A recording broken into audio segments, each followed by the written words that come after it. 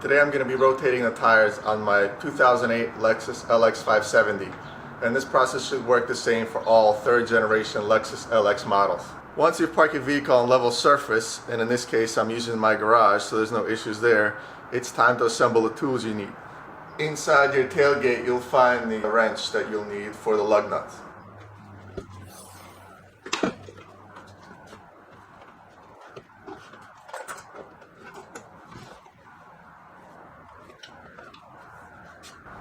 Okay, the tools you'll need for the job are a jack. I'm going to use this floor jack that's rated at 2.5 tons. 2 jack stands, a block of wood, wheel locks if applicable. This is the key for the wheel locks. You're going to need your lug nut wrench from the car and a torque wrench with a 22mm socket. Step 1 is to chalk the wheels so the vehicle doesn't roll.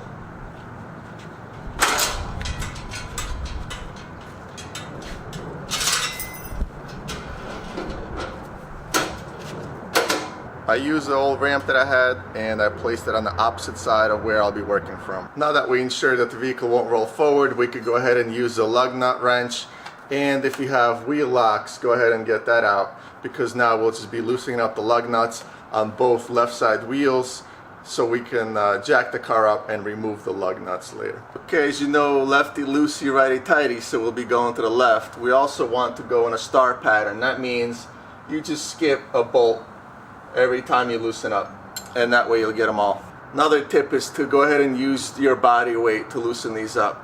That way you won't strain too hard.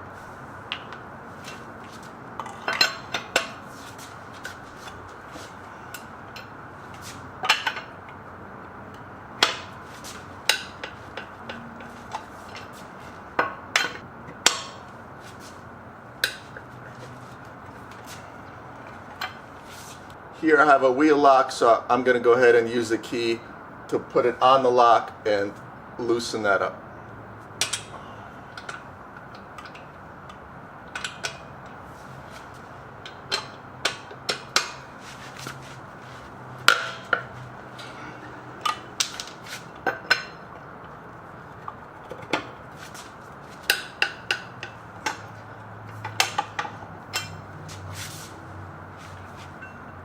Now that all your lug nuts are loose, go ahead and do the same thing for the other wheel. Okay, we're now looking at underneath my vehicle, and I'm going to go ahead and align the jack on the frame rail so we could lift the car up.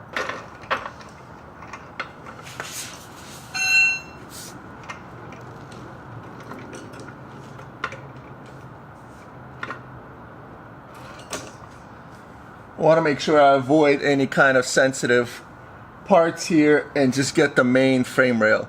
The frame is sturdy enough to support the weight of the vehicle, and as long as you're in the middle, you're not going to get any tipping forward and back. You'll be able to get both wheels off the ground and rotate them.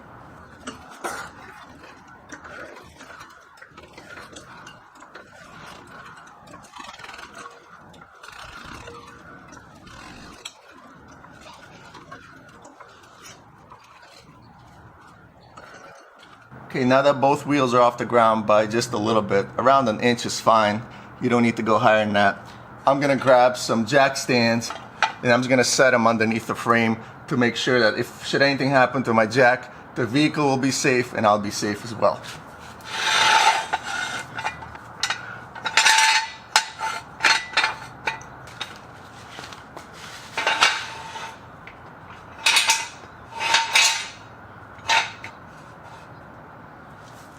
I have a jack stand at the front underneath the frame, and I also have a jack stand at the rear on the other side of the jack. Since we loosened up all the lug nuts on the ground, I'm going to go ahead and use my driver to take them out. That saves a lot of time.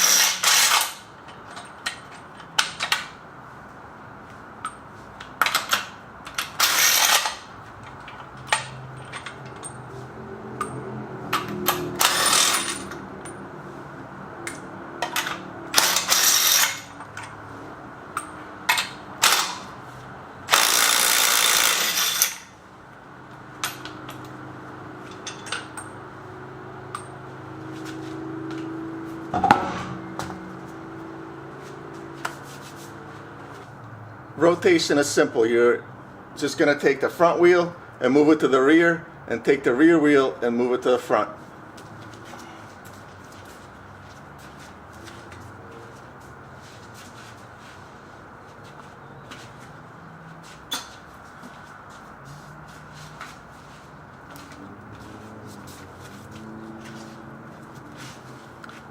Now we could go ahead and reinstall the front wheel.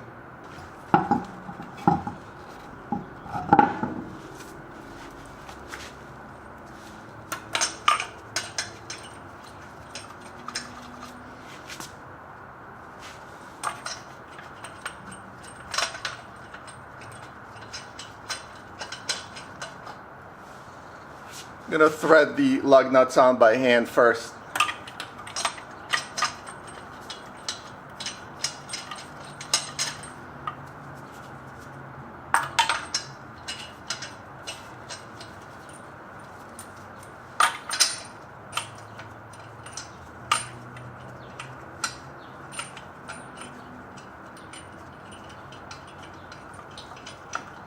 Now I could go ahead and tighten them up with my driver. Again, I'm going to go in a star pattern here.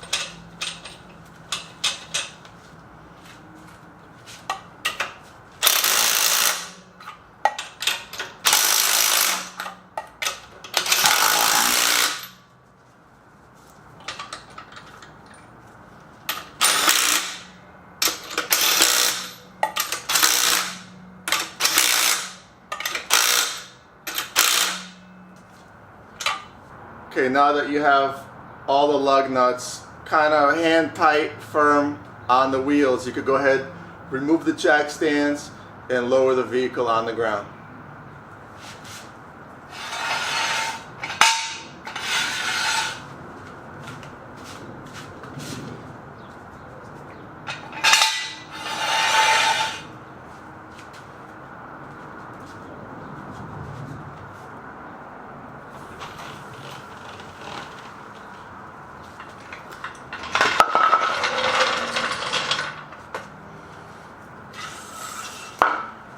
I'm going to go ahead and torque my wheels to 97 foot-pounds.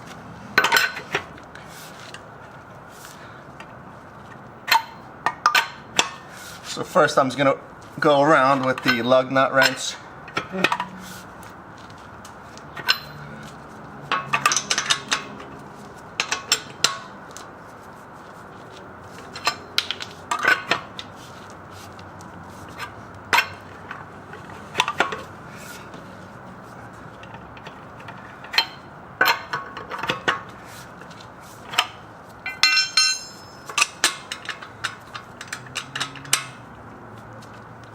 And now I'm going to check the torque, make sure it's to 97 foot-pounds.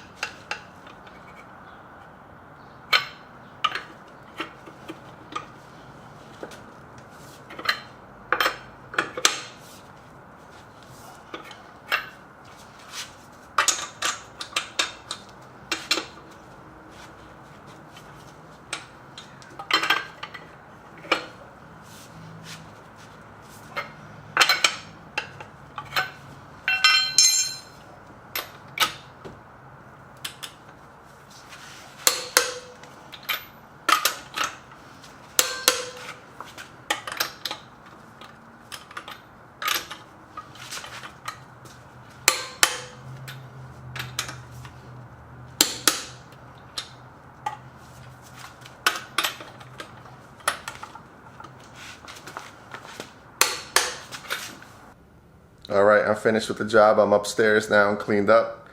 Naturally, the other side of the vehicle works the same.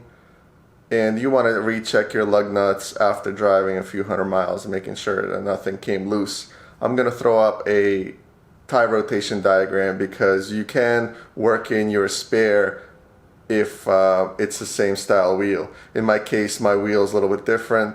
I have chrome wheels and the spare is the painted silver one, so I don't rotate it in, but you can if it works on your vehicle. Hopefully you found this useful or at least entertaining.